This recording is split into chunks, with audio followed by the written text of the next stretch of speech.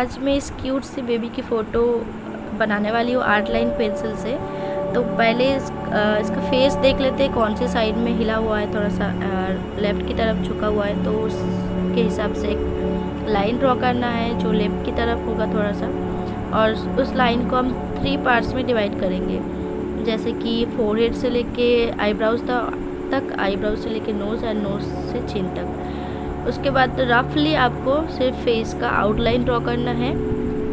शुरुआत में आपको इतना डिटेलिंग ऐड करने की ज़रूरत नहीं है, सिर्फ आउटलाइन ड्रॉ करना काफ़ी रहेगा। उसके बाद जब हम एक एक करके सारी चीज़ें ऐड करेंगे, उसके बाद हम उसको ठीक से बनाएंगे। तो रफली स्केच जो आप बनाते हो वो बहुत जल्दी बनाना पड़ता है और फास्ट, मतलब आपको इतना डिटेलिंग ऐड करने नहीं होता। तो शुरुआत में इतना टेंशन लेने की ज़रूरत नहीं है कि ये मेरा फ़ोटो ठीक से नहीं बन रहा है। जितना आपसे हो सके फ्री हैंड आप बनाने की कोशिश करो। गलतियाँ होती है शुरुआत में, बहुत ज़्यादा गलतियाँ होती हैं, बट उसको जस्ट नज़रअंदाज करो आप लोग और प्रैक्टिस करते जाओ। फिर देखना फ्री हैंड कितना इजी होता है, एक बार इसका रूल समझ में आ जाए तो। और देखो, स्ट्रेट लाइन के बाद आपको आईब्राउज़ का दोनों साइड का लाइन जो है वो समझना पड़ता है। और आइज़ का लाइन ड्रॉ करने के बाद जब आप नोज़ ड्रॉ करोगे तो आइज़ जहाँ से शुरू होती है हमारी, दोनों साइड में जो लाइन में ड्रॉ कर रही हूँ वहाँ तक ही हमारी नोज़ होती है। तो ऐसे आप नोज़ बिल्कुल एकदम मेज़र करके एकदम ठीक ठाक आप बना सकते हो नोज़ को। और जैसे कि मैंने शुरुआत में कहा था, नोज़ के साइड में कोई लाइंस नहीं होती हैं, तो हमें लाइंस नहीं देना है, यहाँ पे सिर्फ शेडिंग देना है। नीचे हल्का आप जो भी पोर्ट्रेट आप बनाओगे वो HB पेंसिल से लाइटली ड्रॉ करना, ठीक है, क्योंकि आप अगर लाइंस ड्रॉ करोगे तो वो मिटेगा नहीं। और लिप्स का जो मेज़रमेंट है दोस्तों, ये बहुत शुरुआत में बिगिनर्स बहुत ज़्यादा गलतियाँ करते हैं। जैसे कि यहाँ पे मैंने दिखाया है, आइज़ के कोन से लेके नोज़ के नीचे तक क्रॉस करके जो आप लाइन बनाते हो, उसके हिसाब से आपका लिप्स का मेज़रमेंट ऐसे आता है। तो ये रूल्स अगर आप हर पोर्ट्रेट में फॉलो करोगे तो कोई भी पोर्ट्रेट आप इजीली ड्रॉ कर सकते हो। तो मेरा कहना यही है कि ज़्यादा से ज़्यादा आप अगर पोर्ट्रेट सीखना चाहते हो तो इस तरह से लाइंस पहले ड्रॉ करके करो, और ग्रिड का इस्तेमाल बहुत कम ही करो। ज़रूरत पड़ने पर ही सिर्फ कर सकते हो। शुरुआत में सिर्फ फ्री हैंड ड्रॉ करो अगर आप सच में सीखना चाहते हो तो।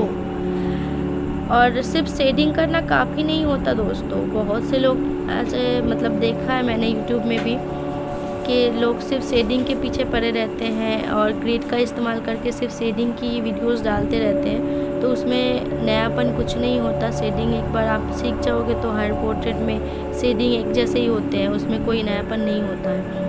और सबसे इम्पोर्टेंट बात है, आप फ्री हैंड ड्रॉ करते हो, कैसे ड्रॉ करना है वो सबसे इम्पोर्टेंट है। तो इस वीडियो को बहुत अच्छे से देखो, सीखो, फिर बनाओ। और आगे के वीडियोस में मैं पोर्ट्रेट के हर एक पार्ट को अलग अलग से सिखाऊंगी। तो जस्ट मुझे फॉलो करो, मेरे वीडियोस को देखो, और मैं श्योर हूँ कि आप लोग ज़रूर कुछ सीख सकते हो मेरे इस वीडियोस को देख के। मैंने ऐसे ही वीडियोस बनाती हूँ जो मेरे क्लास में, ऑनलाइन क्लास में मैं सिखाती हूँ स्टूडेंट्स को, वैसे ही मैं वीडियोस भी बनाती हूँ। तो अब अगर मेरे पास जो भी स्टूडेंट्स हैं वो भी सीखते हैं ऐसे ही, अगर सीखना चाहते हो मेरे साथ तो जुड़े रहो। यूट्यूब में भी आप फ्री में भी सीख सकते हो, सिर्फ सीखने की बस लगन होनी चाहिए। और यहाँ पे देखो, मैंने शेडिंग रियलिस्टिक नहीं की है, सिर्फ रफली मैंने शेडिंग की है, और जस्ट हैचिंग टेक्निक बोल सकते हो आप इसको। सिर्फ आर्ट लाइन पेंसिल ही काफ़ी है, इसमें आपको अलग अलग टाइप की पेंसिल यूज़ करना होता है। जैसे कि मुझे बहुत से लोग, मतलब बिगिनर्स लोग पूछते रहते हैं कि आप कितने सारे पेंसिल यूज़ करते हो कि पोर्ट्रेट में। तो मैं उनको बताना चाहती हूँ कि पोर्ट्रेट में बहुत सारे टोन्स होते हैं, ठीक है। तो वो टोन्स के वजह से आपको पेंसिल को लाइट से लेके डार्क तक आपको अलग अलग यूज़ करना पड़ता है। तो जहाँ पे हाईलाइट एरिया होता है वो एरिया हमें छोड़ना पड़ता है, वहाँ पे आपको शेडिंग नहीं करना है। और जब शेडिंग करोगे तो शुरुआत में आप HB या फिर 2B पेंसिल से शेडिंग करो, और जहाँ पे डार्क एरिया है बिल्कुल डार्क पेंसिल डायरेक्ट यूज़ मत करो, पहले लाइट से ही शुरू करो, उसके बाद आप स्टेप बाय स्टेप पहले HB या फिर 2B, उसके बाद 4B, उसके बाद 6B। आप अगर जितना डार्क करना चाहो तो इस तरह से आप उठ सकते हो थोड़ा थोड़ा करके। बट एक ही बारी में अगर आप सोचते हो कि 8B पेंसिल या फिर 10B पेंसिल तो इतना डार्क है तो हम वो क्यों नहीं यूज़ कर सकते शुरुआत में, तो वो मत करो कभी। और हर चीज़ का एक स्टेप होता है, स्टेप बाय स्टेप अगर चलोगे तो बहुत जल्दी सीख सकते हो।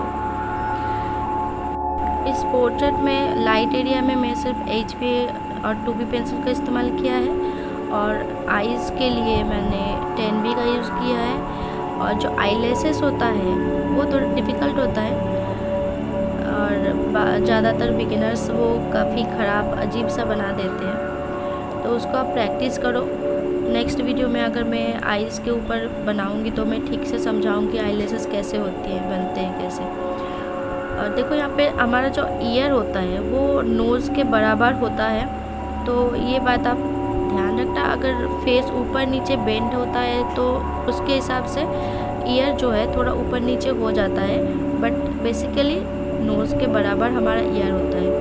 तो ये कुछ मतलब अगर पोर्ट्रेट को आप ध्यान से सीखोगे देखोगे तो समझ सकते हो कि इसमें भी जियोमेट्रिक है।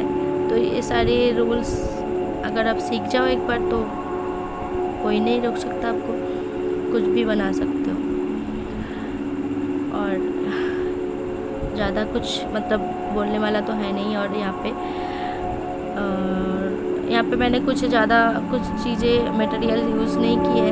अगर आप रियलिस्टिक बनाना चाहते हो इसमें अगर मतलब शेडिंग के बाद आपको ब्लेंड करना पड़ता है ब्रश से या फिर टिश्यू पेपर से या फिर ब्लेंडिंग स्टैम्प से। मैंने यहाँ पे कुछ भी इस्तेमाल नहीं किया है, सिर्फ रफली मैंने ड्रॉ किया है। और आप भी यही करो, इतना रियलिस्टिक के पीछे अभी मत भागो, सिर्फ शेडिंग और फ्री हैंड आपके इसके ऊपर ध्यान दो ज़्यादातर। और आइज़ के लिए आपको थोड़ा सा ब्लेंड करना पड़ता है, तो सिर्फ आइज़ के लिए मैंने ब्लेंडिंग स्टैम्प का इस्तेमाल किया है, और कुछ ज़रूरत नहीं है यहाँ पे अभी। और प्रैक्टिस करो करके, अगर चाहो तो मुझे दिखा सकते हो, मेरे इंस्टा पे जा सकते हो, फिर FB पे जा सकते हो, जाके मुझे दिखा सकते हो, मैं बता सकती हूँ। बट और हाँ एक बात कि बहुत सारे लोग मुझे पूछते रहते हैं, ये मतलब हर एक फ़ोटोग्राफ दिखा के ये कैसा है, यहाँ पे क्या गलतियाँ हैं, ये मुझे बताओ, ये हमें कैसे सीखना है, कैसे कर सकता हूँ। तो मैं बताऊँगी आप लोगों को कि इस तरह से मैं कैसे हेल्प कर सकती हूँ आप सबको। मैसेज पे या कॉलिंग पे तो कोई ड्राइंग नहीं सीख सकती। तो उसके लिए अगर आपको सीखना चाहते हो, तो अगर आप बेसिक मतलब सीखना चाहते हो तो आप मेरे साथ जुड़े रहो, या फिर मेरी क्लास ज्वाइन करो, या तो यूट्यूब में देखो। तो इस तरह के सवाल ना पूछो तो वो ज़्यादा बेटर रहेगा, मुझे भी परेशानी होती है। बस बेस्ट विशेष है आप सबके लिए, सीखो, आगे बढ़ो, कुछ करो। Okay bye, thanks for watching, मिलते हैं नेक्स्ट वीडियो में।